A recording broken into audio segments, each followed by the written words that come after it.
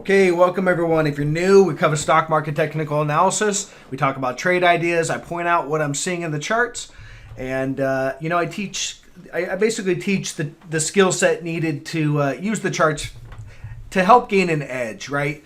We're not always going to be able to get everything right, but we have information that is contained in the chart that can help you really get an edge and then manage the trade appropriately. And that's really all this is about, is getting an edge in the market, taking the trade when you have the probability in your favor, and then managing your trade so that if you're wrong, you lose small, and if you're right, you win big. All right. So give me a thumbs up if you guys find value in the content, and check out my trading course. Link in the description below. It's a good course. It's got a lot of skills a lot of value in that course. It's $99. It's not free, but 5-6 hours of training for $99. That's pretty cheap, and I think you'll get a lot of value out of that. Check it out. All right, so start out here with triple Q. So what do we got going on? Well, looking at the daily, we've got this level right here, and it's about 324. It's about 324.50 or so, and that was a major level of resistance all back through here. You can see all the rejections that we had on that level. There's 7 or 8 reactions. We finally broke out to the upside, made a marginal new high. I've got it circled up here, and that marginal new high was made when you had negative divergence. So there's the negative divergence on the PPO and the RSI. Those both show that the momentum, this marginal new high, was on less momentum and had a high probability of failing. We then sold off. And we're now we gap below that level, that 324.50, and we're trading up into it right now. So you gap down, you trade up into it. It should hold as resistance. We'll need to see how the day closes. If they can rally it back up and close it back above that level, then that might prove to be, all that there was on the pullback. But again, it should hold as resistance. And if it does, you start to see selling come in maybe into the close today, then look for the next level of support down here at 311. All right. And that's really how it is. We're kind of at the top of a range, bottom of the range, 311, looking for that level, that 324.50 area to really hold as resistance. So watch that. That's important. Looking at the SPY, one thing to note on the SPY, if I go to the hourly chart on the SPY, this is your support right here on the SPY. It's about 410.80.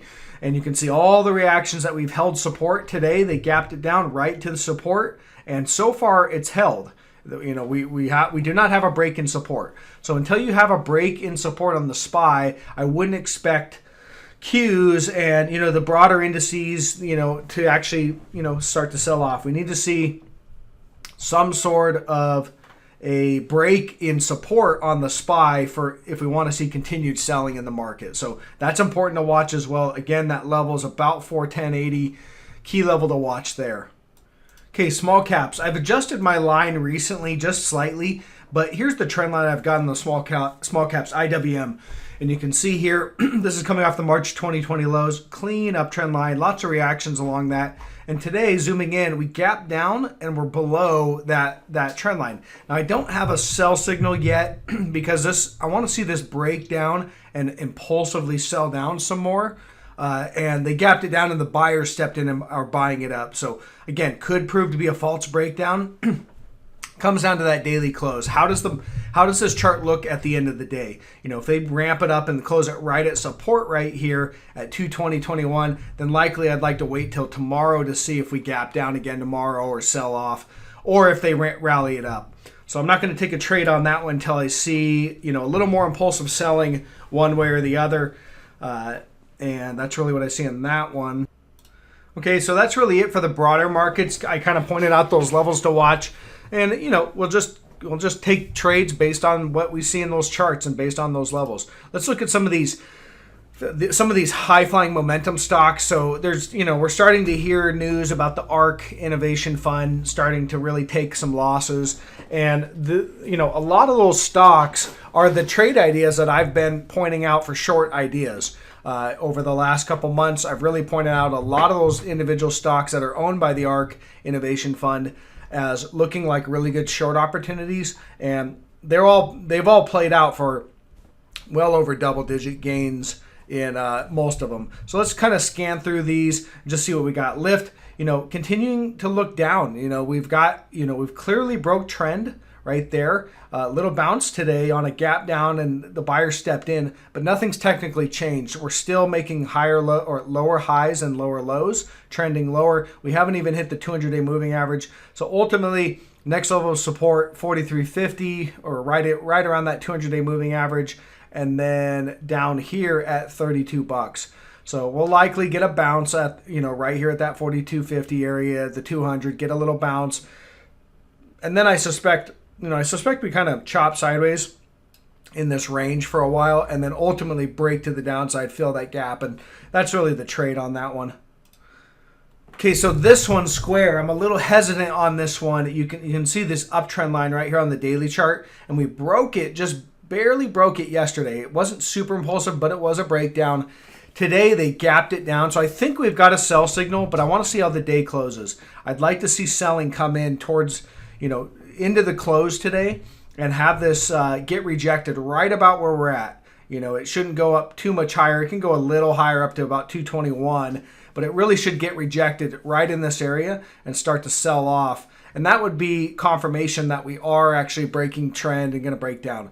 If you continue to see it bid up and it closes back above that support level, then it's kind of a no-go. We just kind of count this as not a sell signal, and we'll just look for something a little more confirmation on a sell signal. So that's really what I'm looking for on that. If we do sell off, I'm looking at about 202 area as your level of support. All right, and if that goes, then I do see quite a bit of downside, really down to about this 135 area as your next major level of support. AMD. All right, so this basically pretty much opened right today at support right there at about 73.70. It was below it briefly.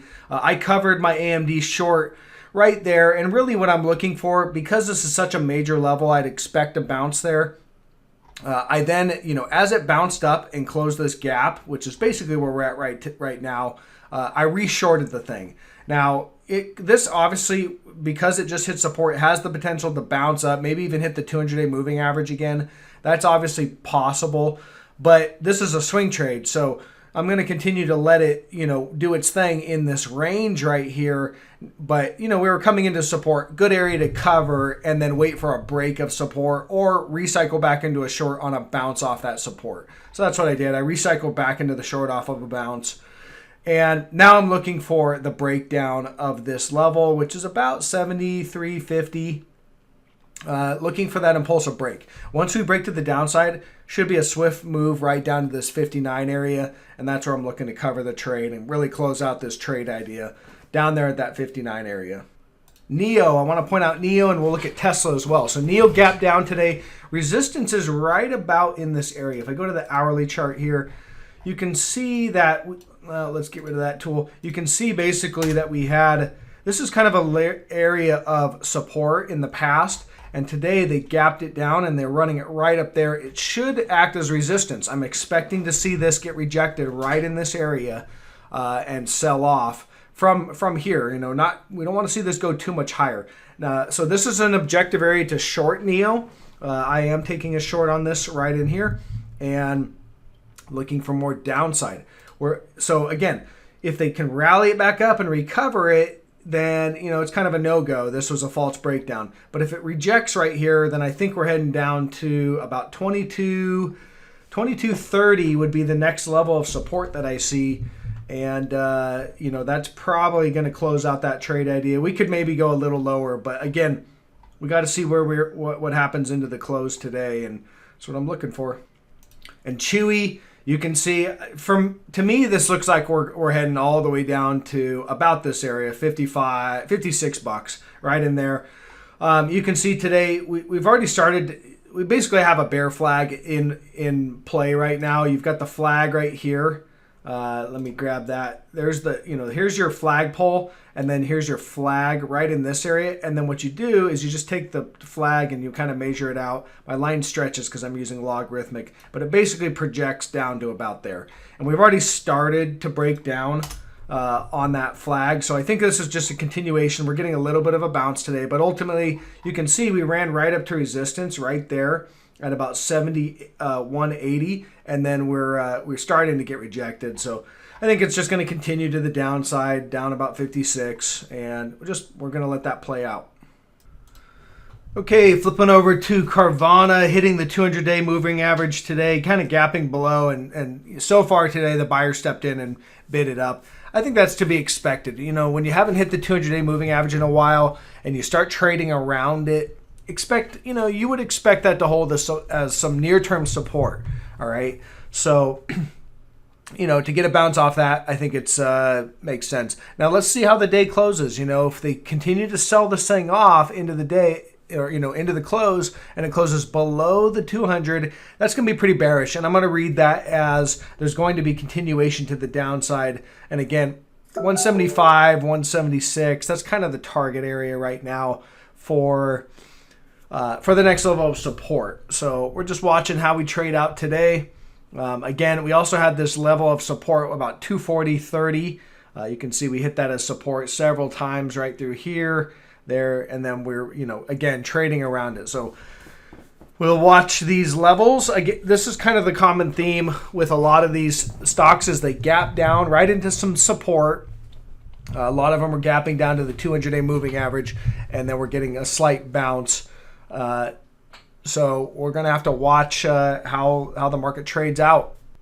And Tesla, you can see yesterday we had our sell signal. There's your uptrend line in Tesla right there. There's your sell signal. With the breakdown, now we gap down today. The buyers are kind of bidding it up, but again, nothing's technically changed from this sell signal. It's still a breakdown of key support, and even with the buyers stepping in this morning and bidding it up, we're still lower on the day from yesterday. So moving down, we got the 200-day right below, so we'll likely get a reaction, there, or maybe the reaction that we're seeing is today. They stepped in a little early before it could hit the 200-day moving average. I think we're going to break the 200 to the downside and probably hit this 463 area. 463.50 is kind of a next level of support. GDX, we'll flip over to the gold miners. They're still constructive, still look like we're trending up. We're going to let this continue to run higher. Again, I've talked about the entries on these gold miners. We had several entries. This was an entry here down at GDX. So that was your divergent low. You also had the breakout of the downward trend line. So here's your trend line right there on GDX. There's your breakout. So that would be a buy signal. We also got a back test right there. That's another objective entry. And now we're starting to just continue to trend higher. So you can see today gapped it down, but the buyers are stepping in. It's back above the 200-day moving average. So again, I don't see any change. I think these are just continuing to trend higher, and I'm going to let my long positions in these just continue to run as we move higher. Okay, I want to flip over. Let's look at Boyd Gaming, BYD. I've talked about this one for a little while. A couple things I want to point out. All right, we have negative divergence right here. If I just zoom in, you can see that we have been trending lower in the momentum, and so this high right here, right up there, that was a divergent high. See how it made a new high in price, but the momentum was a lot lower. So that's negative divergence. Then you look for, once you have that negative divergence, that tells you that you're likely soon going to get a trend line break, and a change in trend. And your trend has been up. There's the trend line that I have on the daily chart, nice clean up trend line. And as I zoom in, you can see yesterday, we got a sell signal just yesterday where we had a nice impulsive breakdown.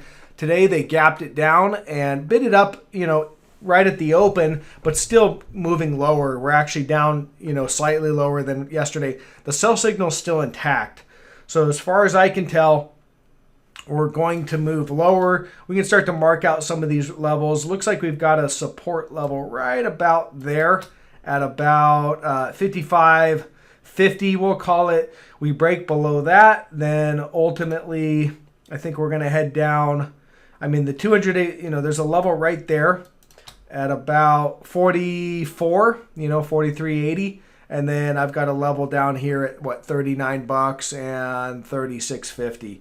So when it's all said and done, I think we could come all the way down to that 3650, and that would be the area I'd be looking to cover. Close out any remaining shares short that I had on this thing. But as I can tell right now, I think we're just starting to break down. So it looks good to me. I'm going to take a short on this one and see where this thing ends up. Okay, that's all I got for right now. So I'm going to get the video out. Give me a thumbs up, guys. If you're finding any value in the content, leave a comment below on stocks or setups that you see. I do scan through those, and if anything looks interesting, I do try to call it out. And I'll catch you guys on the next video.